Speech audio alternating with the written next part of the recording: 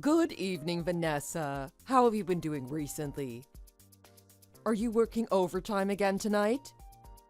Hey, Jenna, I'm doing fine, I guess. And yeah, I'm still here working overtime, trying to get this project all finished up. Oh, that's too bad. That has to be pretty depressing, staying late all the time. You'd think that they'd choose someone else every once in a while. What project is it this time? I'm still working on the project that I spoke to you about a few days ago. But honestly, I feel I'm still not really getting anywhere with all of the time and effort I've put in. I need to try and finish it here soon.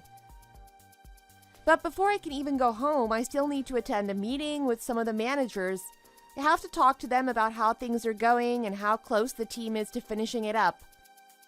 It seems like for the past year and a half, this company's been treating you unfairly, huh? I guess a better way to say it is that you've become a slave to all of management's requests. Have you ever thought about going someplace else within the company?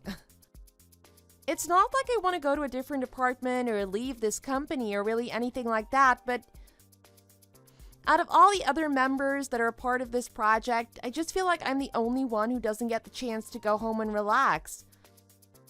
And I don't think I'm in any position to try asking management either. Ugh. That's unfortunate to hear from you. Heck, I wonder if I'd be allowed to leave from work early if I asked. Hey, you're an exception from all the rest of us here. You've been with this company for a rather long time now. And it seems like you don't really have to deal with any time-consuming projects, so I don't see why you couldn't ask them, but I'm a relatively average person within this company, so I couldn't get away with asking something as simple as that. Do you really think I could get away with those kind of requests? I don't have any idea of what goes on at work these days, and I'm still surprised by the fact that they let me continue working for this company.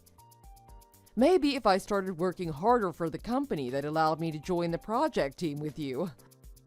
But let's be honest, do you really see management letting someone as useless and ignorant as me leave work early?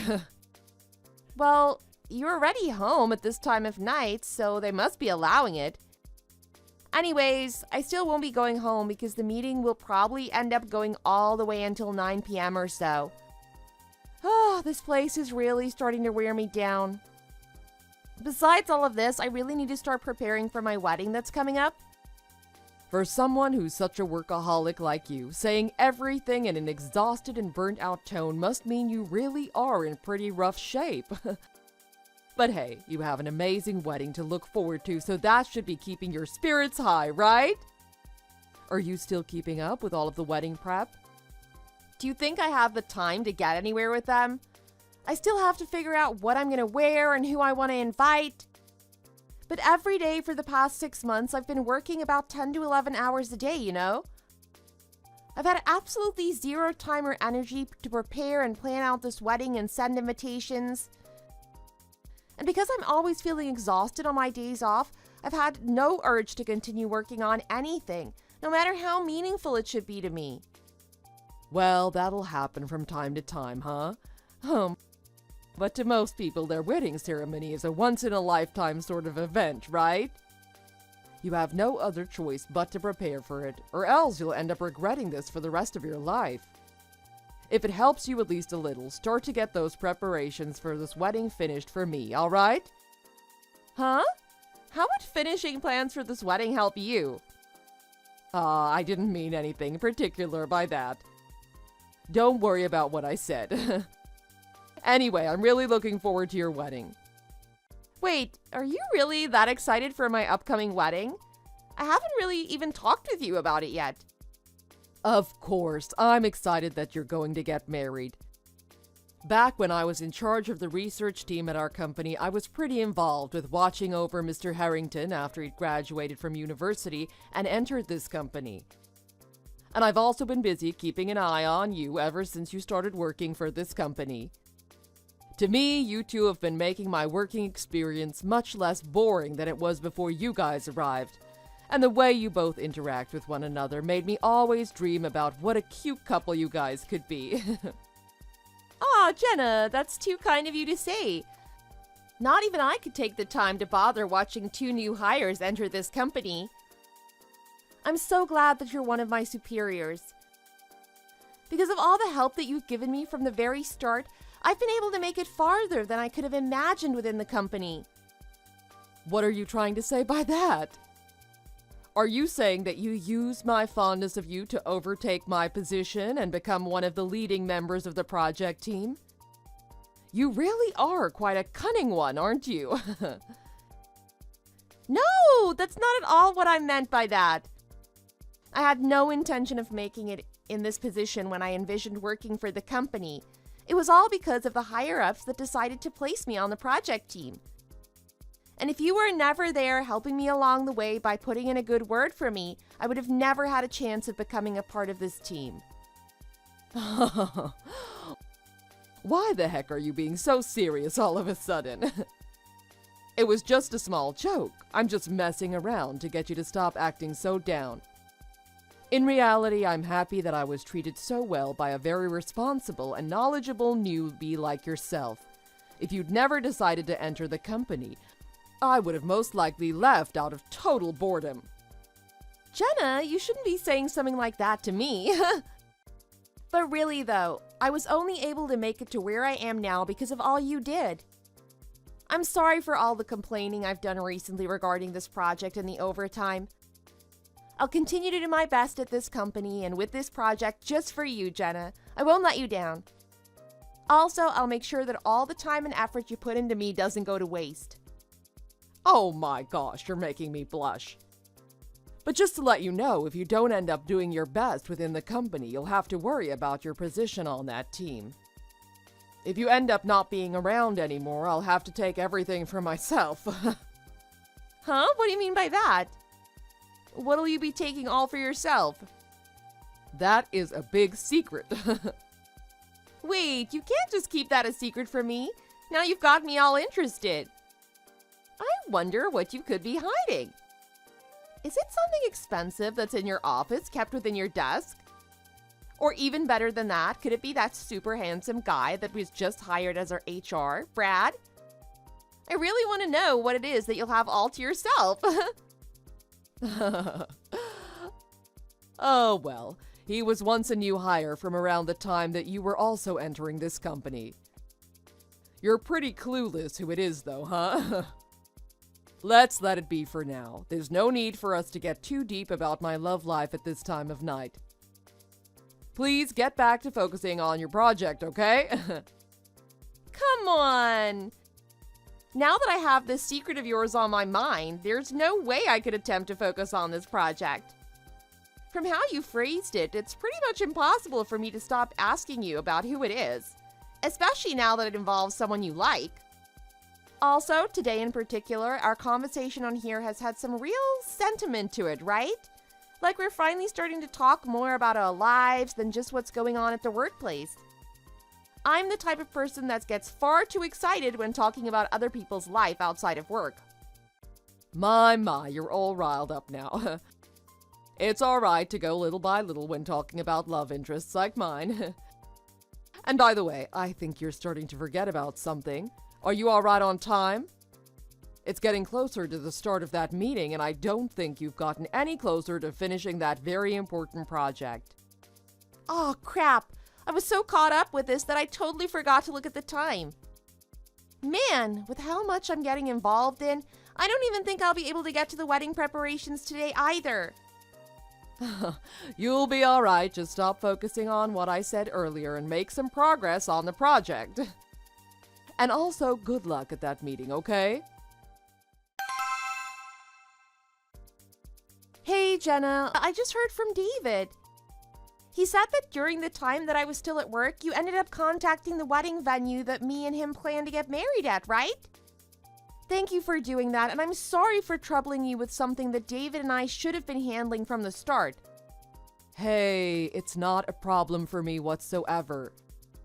We're all involved in this wedding after all, you know? There's no need for you to worry about the preparations anymore. I think I was able to get it all straightened out. Oh, that's such a relief. Wait, what? We're all involved, and I shouldn't worry anymore about it. What do you mean by that? What all have you straightened out? And also, all I heard from David was that you contacted the reception hall, but he didn't give me any information on what you were helping with. What was it that you ended up contacting them about? Oh gosh. David really didn't spell it all out for you, huh? I'm sorry in advance for how harsh this is all gonna sound to you. And I don't think what I did was meant to help you, but rather me. What the hell is going on? Wait, you never referred to David by his first name.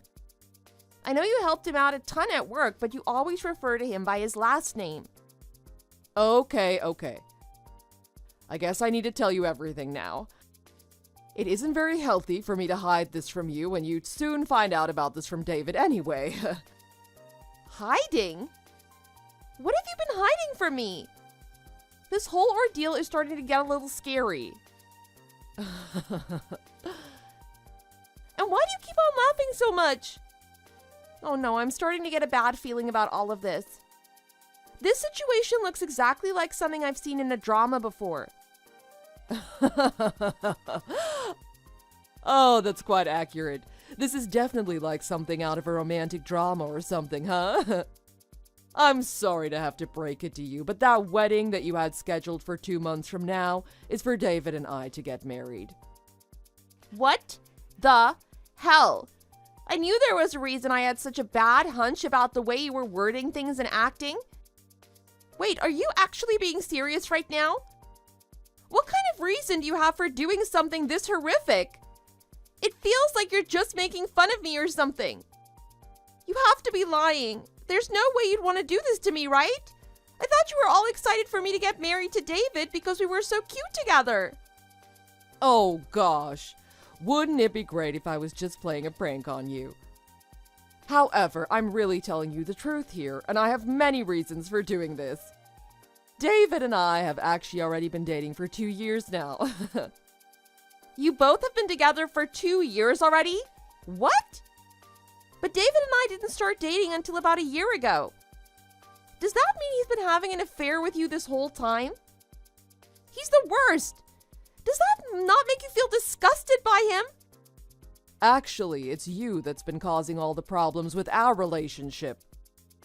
Before you had even entered the company, David and I already knew each other and were having such an amazing relationship together. I'd first met him at his interview just before he graduated, and for a while I'd been planning to get married to him. But then you came between us, breaking our relationship, and then you took David's eyes off of me.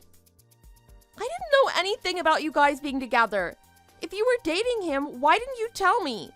Also, why would you have been referring to him by his last name this whole time then?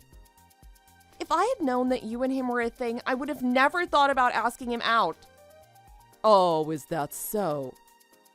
Didn't you realize that I had feelings for him by the way I looked at and spoke about him? I was always trying to stick around him at work until you started dating one another, right? But I told you already that I couldn't tell that anything was going on between you two. Well, I decided that for a few days before your wedding was the perfect time for me to take David back from your thieving hands, the same way you took him from me a year ago. As long as we've been dating, I knew he was looking to spend time with other women, but I thought I was good enough to keep his wandering eyes away from those other women. However, I didn't expect you to backstab me and ask him out. For 2 years, you knew he was trying to get with other women? It would have been nice if you told me what he was up to before I'd gotten involved with him. I'm shocked that you and him have been together all this time, but I'm even more shocked by the fact that you wouldn't bother letting me know. Especially if you were going to get upset with me instead of the one you knew was cheating. I can't even start to comprehend your way of thinking. You being so confused and wrecked by all of this brings me so much joy.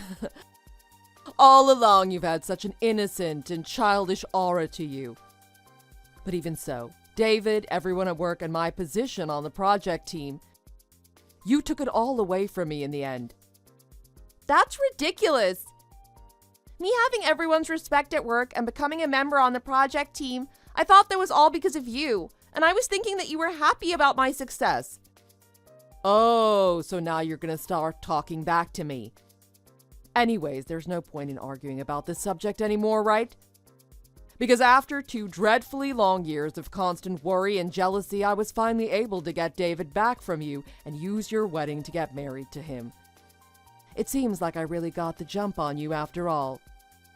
If you'd really go as far as to say that you got the jump on me, then that would mean that David is okay with you being the one to marry him, right?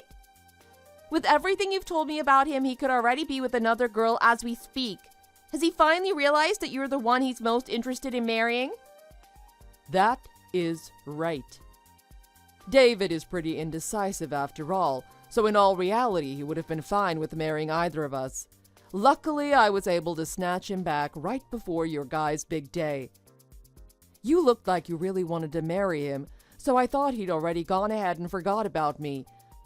But it turned out that he was still a little hesitant on who he really wanted to be with. So in the end, I used a little bit of persuasion to take him away from you. Oh my god, he actually is a giant piece of garbage.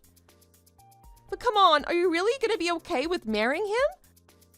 Are you really sure about being the bride of a man who's okay being with any woman he chooses? This all seems to me like the making of a future divorce. Of course I'm okay with it. I was able to steal him back from you, so I'll be just fine getting him to stop thinking about any other woman whenever I need to. On a side note, David's still young and very intelligent, so don't you think he could be the next candidate for a managing position in our company? He's got a safe road to becoming successful and rich. There won't be any downsides to grabbing a hold of a man like him and making our relationship strong. So that's the way you decide who you want to marry then, huh? I never thought you were the kind of shallow person that uses money and success as a way to gauge if you should marry someone or not. Do you even care that he's cheated on you at all? I guess I was just imagining you as some sort of decent and thoughtful person. You have such a way with words. Thank you for having thought of me as a genuine person. But the person you thought I was and the person I really ended up being, well, they're barely alike. I find it super embarrassing that I have to sit here listening to someone as disgusting as you talk about how all of this is just normal. And to think I'm the one being blamed for all this crap? You couldn't be more right. It's crazy how much an eye-opening event like this can make someone change in an instant. I was always being fake with all that sentimental crap that I said to you. But even though I was hinting just a little bit at all of the fooling around that was going on with David and I, well, you pretty much let it all go right over your head, huh? Never did you second-guess a single thing I said or did, until I finally decided to say it straight to your innocent face. Wasn't it obvious to you, though, that I wouldn't be able to pick up on your hints? You were really trustworthy to me, so something like this actually happening was never on my mind. I could have never guessed that you and David were going to stab me in the back right before our wedding. Oh no, did I finally end up burning our bridge? I'm really, truly sorry about that. I'll let you in on something even better. Last week, when you and I were messaging each other while you were working overtime, I was out drinking with David. I should have guessed. That's why you were so happy to hear that I was doing overtime and wouldn't be home until later that night. Right on the mark. On top of that, when I ended up calling the reception and letting them know that I would need to change the bride's information, they were all beyond surprised at that. But in all honesty, this is definitely something to be surprised about, huh? That's enough already, Jenna. There's no need for me to have David around anymore, and any bit of pleasure I had talking with you is long gone now. Please go ahead and enjoy the wedding just the way you've stolen it from me between you and David. And as a side note to all of this, you'll be covering all the costs, right? Naturally, as if you have any say in the matter. David is on course to become one of the elite within the company. I'm sure his salary will grow dramatically within the next few months, so he'll be able to afford everything and anything at our venue. Well, I hope you enjoy being with that money bag of yours. From now on, I have no desire to hear from you or him, so please don't try to contact me. So long. It looks like I got on your last nerve. See ya, loser. And by the way, this should be pretty obvious to you, but you're not invited to our wedding. On our special day, please stay in your bed and cry about what a wonderful wedding you could have had. Wait. Hold on for 1 second. What the heck is going on here? Isn't today's wedding supposed to be in Vegas? When I arrived at the reception hall, they told me that I'd made a mistake and that the wedding is taking place in Paris. Are you kidding me right now? Huh? I told you not to speak to me anymore. Didn't I say that to you a few days ago? Are you not able to read English or something? I can read, you idiot. And I didn't message you because I wanted to. When I arrived at the reception hall in Las Vegas, I was told that I was at the wrong venue and that my wedding is taking place in France. There has to have been a misunderstanding. What the hell do they mean by that?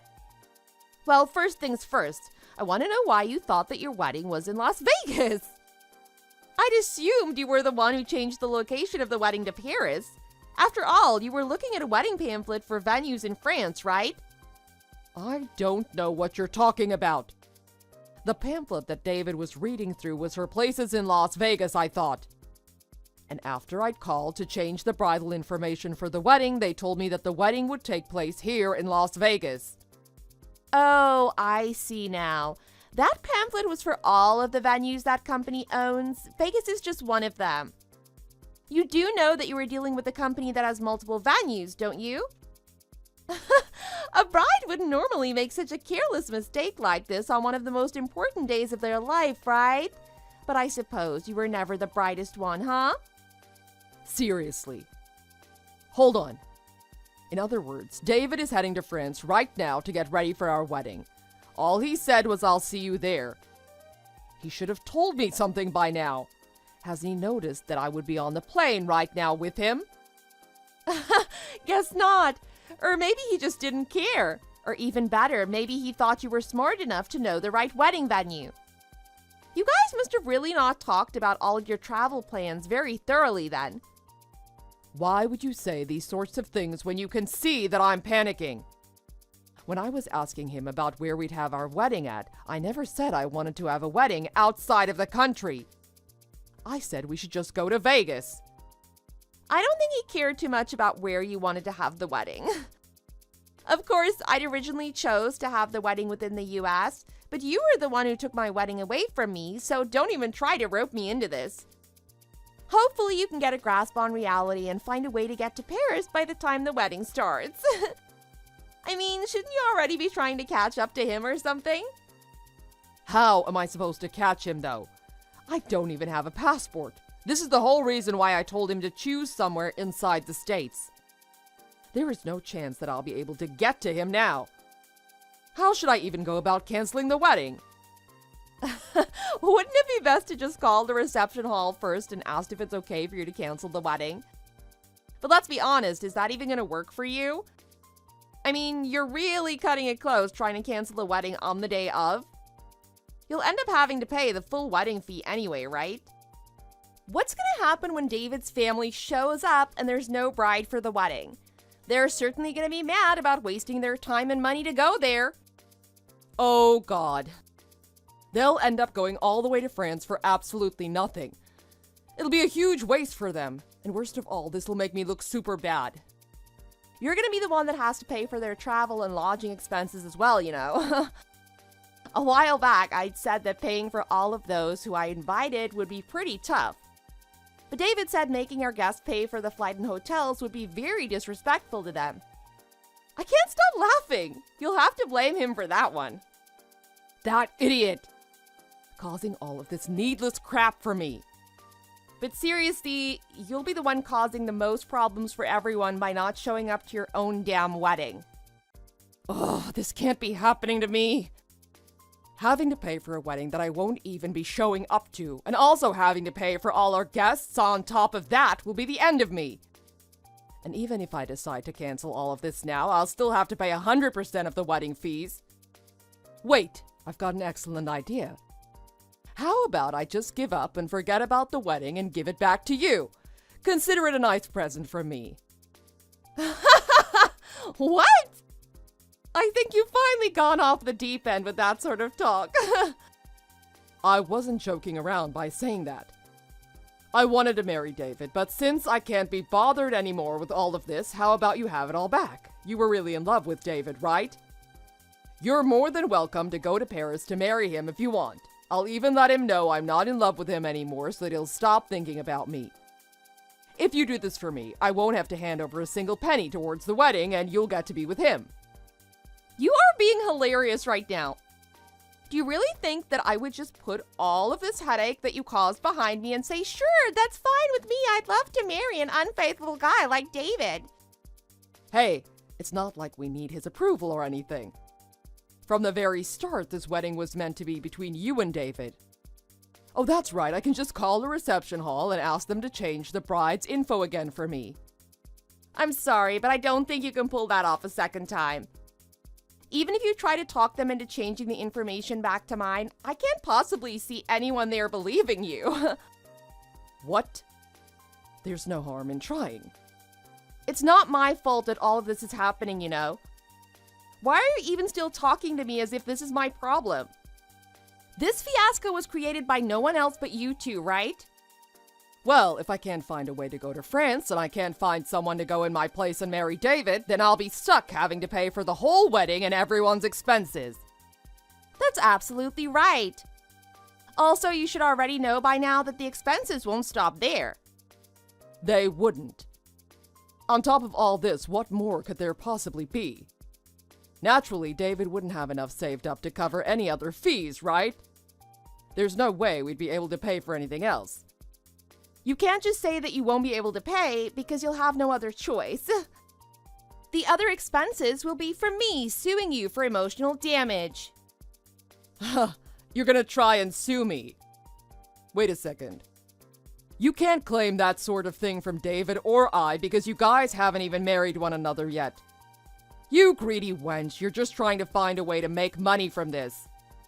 I've consulted with a lawyer and he says there is in fact a good chance I can win a case against you. So lawyer up, that is if you can afford one after all the money you need to pay from the wedding. And thanks to all of the conversations we've had on here, I've now got plenty of evidence pointing to you ruining our wedding. What? Those who are engaged also have to give consolation money if they break up. How much do you plan to ask for then? We really don't have that much money to give you. It really doesn't matter to me how much money you or David have. My lawyer says I could sue for anywhere in the ballpark of $20,000 all the way up to $40,000. $40,000. There is no way I'll be able to pay something as insane as that. Well, you're gonna have to find some way to pay up. Maybe it's a good time to start looking for your lawyer who can help. You'll already be paying around $20,000 for the reception hall in Paris, and on top of that, you'll have to pay for your guy's hotel, as well as the cost of all who you invited to come to the wedding. With all that in mind, you'll have to pay around the same amount that you'll owe me, $40,000, right? So I feel I should be given an equal amount to those costs. Wow, now that I really think about it, that's going to be quite a serious bill. You're really saying that David and I will have to pay around $80,000 in total for the wedding, all of our guests, and consolation fees to you. It seems that way. And don't forget about the cost of getting a lawyer to help you. Also, remember when you were talking about David being pretty wealthy and how he seems to be on the way to making even more money? Well, you must have also known that he puts a decent amount of that money into sports betting. What? He gambles with it? You're lying. I have never seen him go out and gamble, not once. He did a pretty good job at hiding that fact from you, I guess, but I thought I should let you in on it since that might help when choosing how much each of you have to pay. But to be very honest, because of all his gambling, he practically has zero money in savings. And since he didn't have enough saved, my parents and I, along with David's parents, ended up doing most of the saving towards our wedding day. But since you and your parents' part of the payment won't be covered, that'll all be left to David's parents, my parents, and myself to pay? Well, not exactly. I don't believe that David's parents will be paying anything either now. I thought letting his parents know the details about how he'd be marrying you over me was a responsible thing to do. And since they seem to really care about me, they were not only upset with David, but also decided that paying for his part of the wedding wasn't something they wanted to do anymore. They said they had no plans of going to see your guys' wedding today either. But the most important thing to remember is that you and David are all on your own. What? You have to be messing with me. This is all just a dream, right? It has to be. Jenna, this is all very, very real, and you'll soon need to start accepting all of the mayhem you caused. Well, anyways, with that, I think our conversation is done here. Congratulations on your guys' wedding, and I look forward to hearing about how you plan to pay me later. Jenna was never able to make it over to France to meet with David at their wedding, since she didn't have a passport in the first place. And because the bride never ended up coming to the venue, the wedding was not allowed to be held.